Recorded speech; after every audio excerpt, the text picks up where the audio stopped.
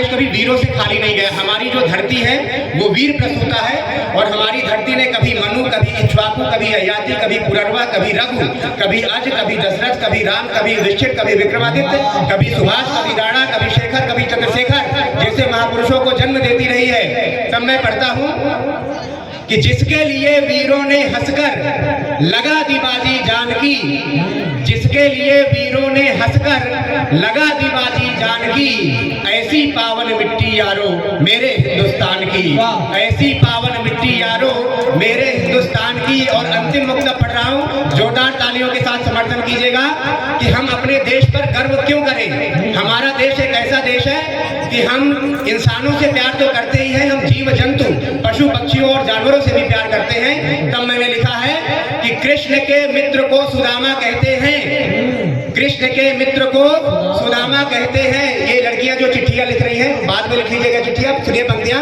कि कृष्ण के मित्र को सुदामा कहते हैं, और भारत की झांकी को अभिरामा कहते हैं, भारत की झांकी को अभिरामा कहते हैं। और हम उस देश के वासी हैं, क्यों करें गर्व हम देश पर, हम उस देश के वासी हैं जहां बिल्ली को मौसी और चंदा को मामा कहते हैं, जहां बिल्ली को मौसी और चंदा को मामा कहते हैं। समय बहुत कम है, इसलिए बस अपनी वाणी को विराम देता हूं। बहुत बहुत धन्यवाद, प्रणाम, नमस्कार।